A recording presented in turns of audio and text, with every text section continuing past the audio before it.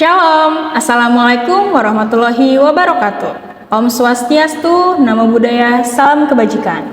Perkenalkan, saya Ria Esther, Eskom Mkom, dosen tetap program studi Teknik Informatika, Fakultas Ilmu Komputer Universitas Pamulang, Tangerang Selatan. Sebagai dosen di program studi Teknik Informatika, pada semester ini saya mengampu mata kuliah pengantar teknologi informasi yang merupakan mata kuliah wajib pada program studi Teknik Informatika dengan bobot 2 SKS dan dilaksanakan dalam 14 pertemuan selama 1 semester sesuai dengan kalender akademik Universitas Pamulang. Mata kuliah ini memberikan pemahaman kepada mahasiswa mengenai konsep dasar teknologi informasi, meliputi perangkat keras, perangkat lunak, sistem operasi, basis data, jaringan komputer, internet, keamanan komputer, hingga sistem informasi, serta perkembangan teknologi seperti artificial intelligence dan Internet of Things, sebagai bekal dalam menghadapi kebutuhan organisasi dan dunia kerja. Adapun capaian pembelajaran mata kuliah ini adalah agar mahasiswa mampu merencanakan pengembangan teknologi artificial intelligence yang terintegrasi dengan Internet of Things secara tepat dan dapat diterapkan di berbagai bidang organisasi maupun dunia kerja. Proses pembelajaran dilaksanakan secara luring sesuai dengan kalender akademik Universitas Pamulang. Untuk menciptakan suasana belajar yang aktif dan berpusat pada mahasiswa, saya menerapkan beberapa metode pembelajaran, yaitu yang pertama, ceramah interaktif untuk menyampaikan konsep-konsep dasar materi. Yang kedua, ada diskusi kelompok guna melatih kemampuan berpikir kritis dan kolaborasi. Yang ketiga, ada studi kasus agar mahasiswa mampu menghubungkan teori dengan permasalahan nyata di dunia teknologi informasi. Lalu ada yang keempat, tanya jawab dan presentasi hasil diskusi sebagai sarana memperkuat pemahaman konsep sekaligus meningkatkan kemampuan komunikasi akademik mahasiswa. Penilaian pembelajaran dilakukan secara berkelanjutan melalui keaktifan dalam diskusi, tugas terstruktur, serta didukung oleh ujian tengah semester atau TS dan ujian akhir semester atau UAS untuk mengukur ketercapaian kompetensi mahasiswa secara menyeluruh. Nah, pada video ini saya akan menyampaikan materi pertemuan 13 dengan judul Pengantar Sistem Informasi. Pada pertemuan ini, mahasiswa diharapkan mampu membandingkan teknologi informasi dengan sistem informasi manajemen melalui pembahasan mengenai konsep sistem informasi, komponen-komponennya, proses pengolahan data menjadi informasi, serta penerapan sistem informasi dalam mendukung aktivitas dan pengambilan keputusan di berbagai organisasi. Mari kita simak pembelajaran berikut. Semoga materi yang disampaikan dapat memberikan pemahaman yang bermanfaat dan menambah wawasan kita bersama. Oke, baik, selamat pagi semuanya. Salam sejahtera untuk kita semua. Gimana kabarnya? Sehat semua? Sehat. Oke, minggu lalu kita sudah membahas tentang keamanan komputer. Nah, minggu ini kita akan bahas tentang sistem informasi manajemen. Ada yang tahu sistem informasi itu apa? Oke, berarti kita masuk aja ya langsung ke materinya. Nah, di sini ada tujuan pembelajarannya. Tujuannya mahasiswa itu bisa menjelaskan apa itu sistem informasi, lalu mengidentifikasi fungsi-fungsi jenis sistem informasi yang berbeda dalam bisnis. Yang pertama akan kita bahas adalah sistem informasi dan bisnis. Kalau kalian tahu sekarang itu bisnis itu udah lebih kayak digital ya. Ada yang bisa nyebutin nggak contohnya apa? Yang sering belanja online? Apa? Shopee. Ya, Shopee, Tokopedia. Terus ada lagi yang bisa nambahin?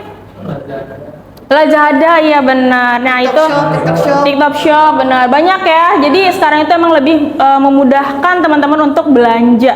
Sistem informasi dan bisnis itu dia ada 3 perannya, yaitu mengumpulkan informasi, menyimpan informasi, menggunakan informasi. Mengumpulkan informasi itu apa sih? Dia mengumpulkan data secara akurat dari berbagai sumber. Terus menyimpan informasi itu, informasi disimpan dengan aman dan mudah diakses ya. Menggunakan informasi dimanfaatkan sebagai dasar pengambilan keputusan yang tepat. Jadi ketika kalian, kan sering ya kalau kalian tuh misalkan nyari barang, terus misalnya nyarinya lagi nyari baju kotak-kotak, pasti akan algoritmanya juga kelihatannya itu baju kotak-kotak mulu kan yang keluar kan. Nah itu memudahkan kalian juga untuk mengambil keputusan mana nih harga yang lebih murah, bener nggak? Ya, yep. Terus kita lanjut ya.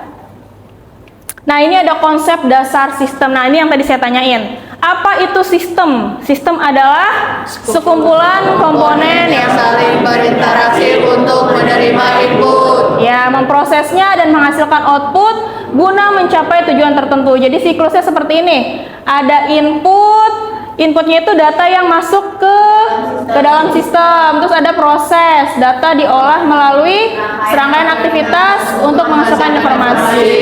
Lalu ada output. Nah, output ini adalah hasil dari proses. Selanjutnya, nah karakteristik. Ada karakter-karakter di sistem, yaitu memiliki tujuan yang jelas, terdiri dari beberapa subsistem. Setiap subsistem memiliki fungsi yang saling mendukung. Output dari subsistem dapat menjadi input bagi subsistem lainnya. Nah, kalau dalam kehidupan sehari-hari itu kita udah sering banget ya kalau sekarang ya. Kalian kalau misalnya lagi mau ngeliat nilai sekarang udah nggak kayak tulisan tangan lagi kan? Ya, udah berupa laporan di Ya, terus misalkan ngelihat nilai untuk revisi juga udah ketahuan ada di mana gitu kan ya. Nah, itu termasuk dari karakteristik sistemnya. Contohnya di kehidupan sehari-hari. Selanjutnya ada jenis-jenis sistem. Jenis-jenis sistem ada sistem tertutup, terbuka, dan juga sistem informasinya seperti ini. Jadi kalau sistem tertutup itu penjelasannya tidak berinteraksi dengan sistem lain, jadi cuma buat dia doang gitu ya. Lalu ada sistem terbukanya, berinteraksi dengan bertukar informasi dengan lingkungan luar. Nah ini ada contohnya. Sistem tertutup ada jam analog, kalkulator sederhana, terus ada di bagian sistem terbukanya ada marketplace yang sering kalian gunain ya, kayak tadi Shopee, Tokopedia dan lain sebagainya. Terus ada mobile banking. Siapa yang di sini nggak punya mobile banking? Pakai kan, pasti punya semua, benar. Terus ada media sosial, nggak mungkin nggak ada yang punya media sosial. Ya kan sekarang lagi hype apa? Instagram ya, Instagram sama TikTok ya, ya betul. Terus ada sistem informasi. Nah sistem informasi ini juga kalian sering gunain. Kayak tadi yang untuk ngelihat nilai, ngelihat laporan keuangan kalian di saat perkuliahan di Umpam gitu ya. Nah ini ada contoh-contohnya. Umumnya sih ada SIAK, sistem rumah sakit, sistem inventory, sistem absensi. Selanjutnya, nah ini ada sinergi manusia dan komputer. Tidak dipungkiri manusia dan komputer saat ini tuh udah lebih berteman ya. Berteman nggak? Ya berteman ya. Jadi manusia yang berpikir, komputer yang menghitung. Contohnya kayak punya ada hitungan ya dibantu untuk ya kalkulator, bener. Terus ada menganalisa, si komputer yang menyimpan data. Lalu ada manusia mengambil keputusan, memproses datanya si komputer. Jadi biar gimana pun kalau ada teknologi yang secanggih apapun, tetap manusia yang lebih punya peran. Itu dibantu oleh komputer. Di situ ada notnya. Kolaborasi manusia dan komputer menghasilkan informasi yang lebih cepat dan akurat. Berbeda saat dulu belum ada komputer ya, belum ada teknologi tuh kayak kalian berkirim surat aja bisa sampai kayak berminggu-minggu, berbulan-bulan baru sampai gitu kan. Nah kalau sekarang dalam hitungan detik email kalian sudah sampai. Nah ini data diolah menjadi informasi tadi. Informasi itu adalah data yang sudah diolah. Jadi data doang itu hanya angka-angka atau data berupa file mentah gitu ya. Nah, kalau sudah diproses dia akan menjadi informasi. Nah, itu bisa dilihat ya. Data yaitu fakta mentah belum memiliki betul. Terus diproses, datanya diolah, dimanipulasi. Manipulasi bukan artinya dimanipulasi yang seperti itu, tapi emang diolah supaya mendapat informasi yang dibutuhkan. Nah, data yang telah diolah menjadi bermakna dan berguna. Informasi yang baik, relevan, akurat, tepat waktu, dan lengkap. Jadi kalau ada kabar berita yang tidak benar, apa namanya? Hoax. Dia belum tentu ada data yang nyata ya. Ya, kalau udah data itu berarti fakta. Kalau belum ada data, cuman kayak katanya gitu kan, itu berarti kan bukan fakta ya. Kalau fakta itu udah pasti informasi yang akurat, relevan, dan tepat waktu ya. Terus selanjutnya ada komponen sistem informasi. Nah, di sini ada komponen-komponennya. Ada 5. Apa aja yo? Situ ada software, data, prosedur, sama manusia. Ya, ada 5. Kalau hardware jelas, device ya, perangkat kerasnya. Kalau software apa coba? Aplikasinya. Aplikasi, betul. Kalian sering gunain. Ada data tadi, data adalah kumpulan faktanya. Nah, ada prosedur, aturannya. Ya, setelah kayak tadi aturan, oh kalau udah diinput, diproses lalu ada informasi. Nah, ada alurnya gitu kan. Kalau kenapa ada manusia pada komponen sistem informasi? Ada yang bisa jawab nggak? Karena dia yang memanfaatkan sistem informasi, Bu. Betul, karena dia memanfaatkan. Kalau hanya ada 4 komponen tadi, tapi nggak ada si manusianya, berguna nggak ini? Enggak. Jadi memang si manusia ini tetap berperan penting. Selanjutnya ada 4 tahapan.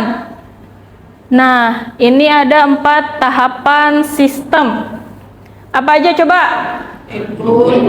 Ya, input, proses, output, dan feedback. Kenapa di siklus sistem ini harus ada feedback?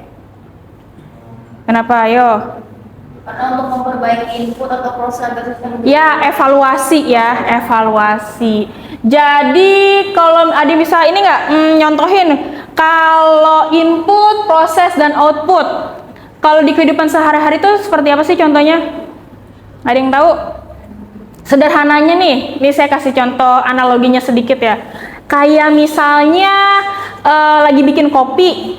Kopi itu apa aja sih? Kan ada kopinya, ada air, ada gulanya gitu kan. Nah, itu adalah inputannya, masuk ke dalam gelas tuh inputan. Nah, prosesnya apa?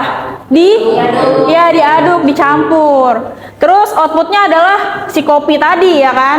Feedbacknya, ada yang tahu feedback ya? Rasa, betul. Ketika diminum, kalau kebanyakan gula dia akan kemanisan. Kalau kurang gula Akan kepahitan. pahit gitu. Jadi seperti itu tahapan sistem tadi. Contohnya seperti itu. Terus apa lagi yang lainnya? Masak mie.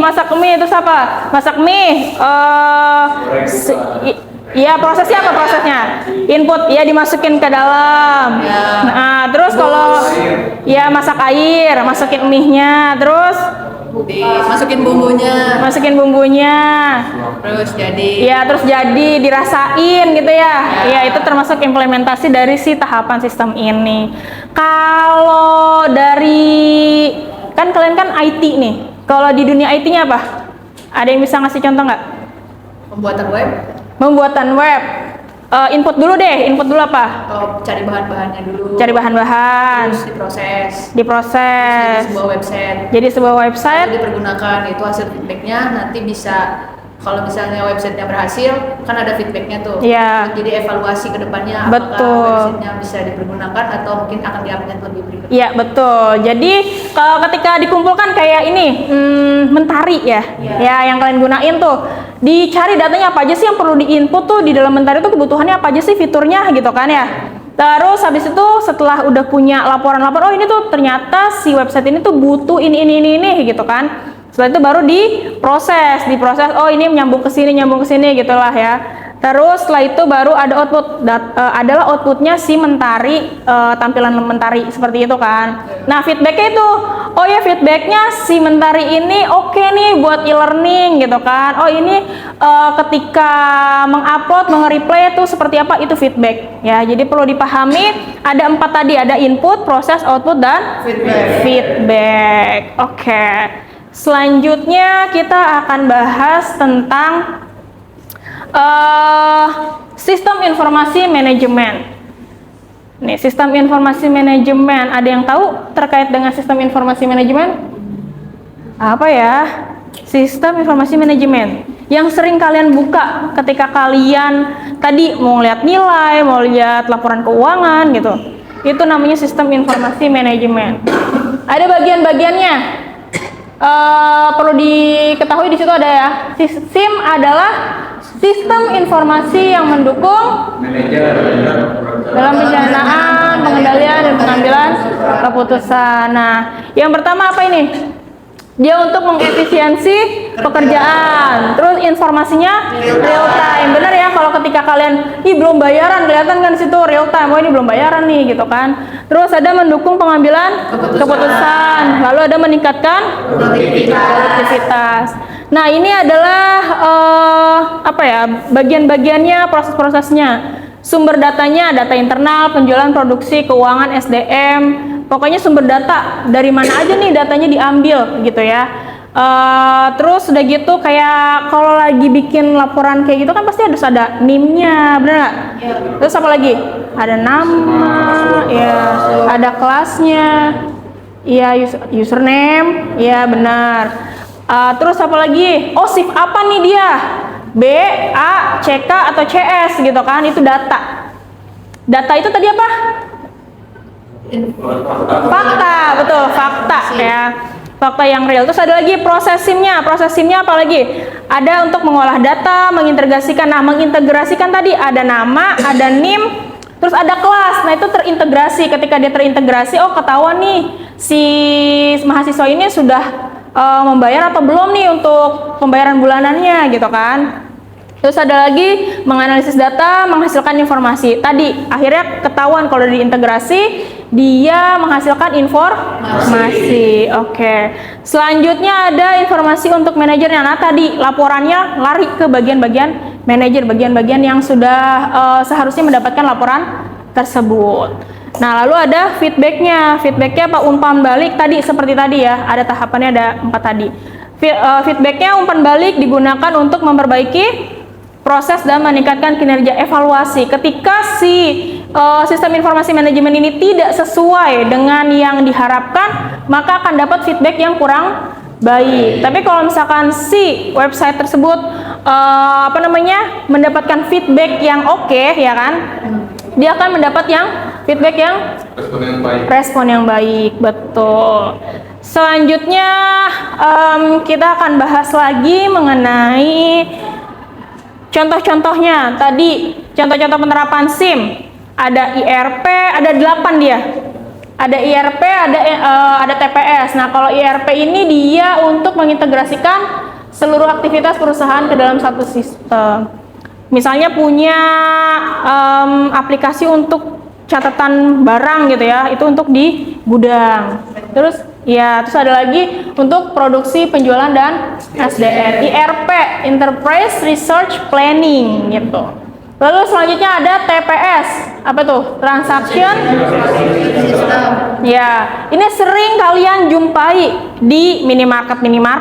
Dia hanya untuk si minimarket tersebut gitu ya. Untuk apa? Untuk memproses ketika ada orang yang membeli gitu kan. Oh, ini barangnya apa nih gitu kan. Nah, itu termasuk salah satu produk dari si transaction processing system ya, untuk mencatat transaksi hariannya gitu. Selanjutnya ada apa lagi? SCM. Ya, Supply Chain Management. Nah, ini dia membantu perusahaan untuk mengelola rantai pasok mulai dari bahan baku hingga produk diterima pelanggan. Terus contohnya ada apa? Pembelian bahan baku. Biasanya yang pakai ini orang-orang purchasing ya. Ada yang tahu tentang ini purchasing kayak gitu? Ya, untuk pembelian barang gitu ya. Dia yang suka beli-beli bahan baku. Produksi, penyimpanan, distribusi, dan pengiriman. Selanjutnya ada Office, Automatic System. ya, atau disingkat AOS. AOS ini membantu pekerjaan administrasi menjadi lebih mudah. Masih sederhana ya sistemnya ya, tapi ini sangat berguna. Ya, yang pernah dipelajari juga tentang Microsoft Word, Microsoft Excel, terus email ya. Saya rasa teman-teman juga semuanya udah sering menggunakan ini ya.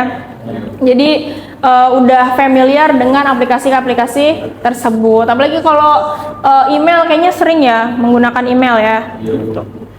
Lalu yang kelima ada CRM, yaitu Customer Relationship Management. Ini untuk mengelola hubungan dengan pelanggan.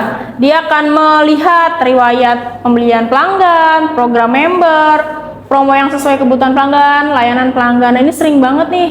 Ada yang suka belanja, itu kan ya tadi ya, belanja online ya. Itu kan sering tuh, ada promo gitu kan, langsung tampil pop-up-nya gitu kan. Itu termasuk salah satu dari CRM. Terus misalnya tempat makan MCD gitu, dia mengadakan promo besar-besaran. Nah, ini termasuk ke si CRM ini. Sering ada pop-up ya kalau punya aplikasi-aplikasi gitu kan, pasti ada pemberitahuan ya, notifikasi kalau ini ada diskon nih sekian persen gitu kan, belanja hari ini dapat berapa persen diskon gitu kan. Itu termasuk CRM tadi. Terus ada Business Intelligence. Nah, ini mengubah data menjadi laporan dan dashboard yang mudah dipahami. Contohnya dashboard penjualan, grafik keuntungan, analisis tren dan penjualannya. Nah, ini yang dua terakhir ada Expert System dan Geographic Information System. Yang Expert System ini yang lagi tren saat ini, AI. Ya, AI. AI itu apa sih tadi? AI itu apa? Artificial Intelligence. Kalau bahasa Indonesianya apa? Kecerdasan buatan. Betul. Expert System ini dia meniru cara berpikir seseorang ahli, tapi tidak keputusan tuh tidak dia semua yang mengambil gitu ya. Perlu ada bantuan manusia untuk mengambil keputusan. Betul, karena kan kalau nggak ada peran manusia, si sistem ini nggak akan jadi kan. Ya, mau nggak mau, misalkan dia mau mendiagnosa penyakit, dia tahu dari mana penyakit, misalnya penyakit jantung. Kalau nggak ada data yang masuk, nggak ada peran manusia yang mendiagnosa. Jadi si expert system ini membantu atau meniru si cara berpikir seseorang ahli. Jadi kalau nanti teman-teman mau kayak misalkan kayak kalau AI sekarang tuh ChatGPT ya sering banget digunain. Nah, itu perlu kalian ketahui bahwa dia hanya membantu si manusia yang tetap berperan penting gitu. Jadi jangan dikit-dikit ChatGPT ya, dikit-dikit nanya dia gitu kan ya. Itu kan kayak jadi si manusianya malah nggak bisa berpikir, padahal si AI ini ada karena manusia yang membuatnya. Betul. Selanjutnya ada Geographic Information System, yaitu mengolah data berdasarkan lokasi geografis. Nah, ini sering banget digunain juga. Yang paling sering apa? Maps ya.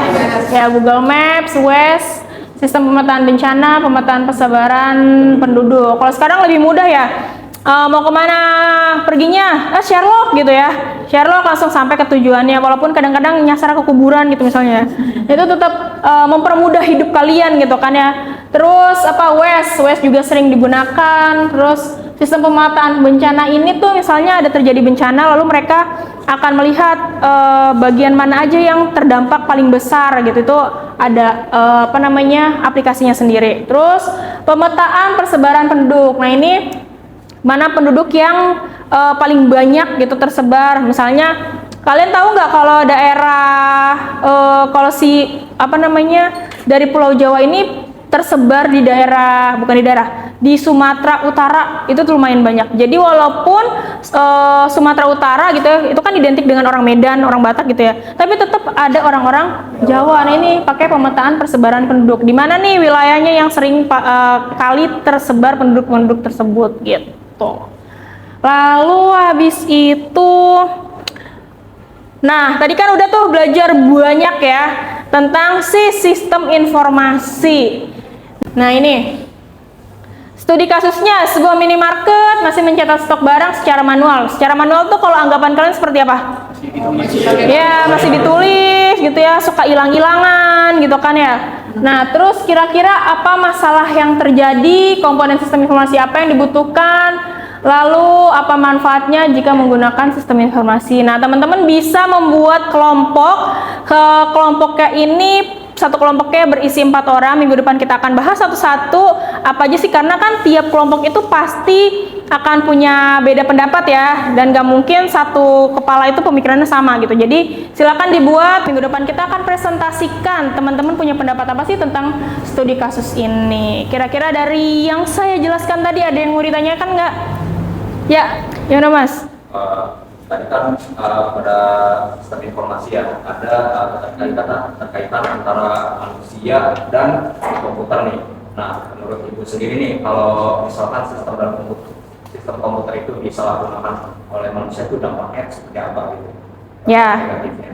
Oke, contohnya seperti hacker, ya kan? Itu kan, ini udah baik nih sebenarnya, dia ngerti tentang teknologi ya kan? Tapi karena dia punya niatan yang kurang baik, akhirnya jadi bermasalah gitu. Jadi berdampak negatif dan banyak bisa juga merugikan orang lain. Contohnya kayak instansi apa yang pernah kehack ya, itu kan merugikan ya, yang datanya hilang lah, yang akhirnya bisa masuk virus gitu kan, hilang semua data-datanya dan itu bisa merugikan. Oke, keren Mas pertanyaannya, makasih ya. Ada lagi yang mau ditanyakan?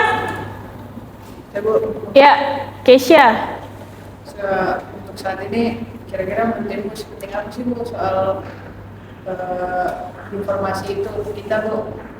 Informasi saat ini, sistem informasi saat ini. Seperti yang teman-teman rasakan juga, sekarang mudah atau susah untuk dapat informasi? Mudah. Nih, kayak waktu zaman saya kuliah itu, untuk dapat informasi beasiswa itu susah. Ya, jadi harus nyari sana, nyari sini gitu kan. Nah, kalau untuk teman-teman sekarang tuh, oh ada beasiswa nih, dia akan muncul sendiri, Instagram contohnya. Misalnya dia ada satu, apa ya, contohnya kayak satu perusahaan dia mengadakan beasiswa, itu pasti akan muncul, dibuka beasiswa bla bla bla segala macam dengan kualifikasi bla bla bla gitu kan. Nah, itu kan memudahkan ya. Nah, tapi balik lagi ke manusianya, mau memanfaatkan informasi itu atau tidak. Ketika ada informasi tapi tidak ditanggapi, tidak ada feedback, kan akhirnya iya kosong ya, tidak dapat apa-apa ke manusianya gitu. Jadi kesimpulannya ya, informasi sekarang saat ini lebih mudah. Ada lagi yang mau ditanyakan? Silakan Mas. Kalau sekarang kan informasi ini kayak mudah banget ya didapat. Iya, betul. Kita bisa akses terus di mana-mana. Iya, iya. Semakin banyak informasi ini, berita-berita soal kayak hoax, berita bohong itu juga makin banyak kan. Iya, betul. Dan itu kita nggak bisa filter sama sekali gitu, karena kita emang nggak ada akses ke situ. Nah, jadi menurut Ibu buat ngatasin itu gimana sih biasanya? Nah, itu tadi si penerima informasi tadi harus cross check. Tadi kan informasi yang tepat akurat itu adalah ada data yang valid ya. Nah, data yang valid, data yang beneran gitu, bukan hanya katanya. Terus ketika kalian menerima berita tuh di cross check lagi, misalnya infonya dari PLN gitu, menerima hadiah bla bla segala macam, kita harus cek ke officialnya, bener nggak nih dia memberikan hadiah gitu kan. Itu cara meng-cross check dan mungkin mengurangi kena scam, kena hoax yang ya, tidak berguna buat kita dan bisa merugikan gitu. Oke, ada lagi? Cukup ya?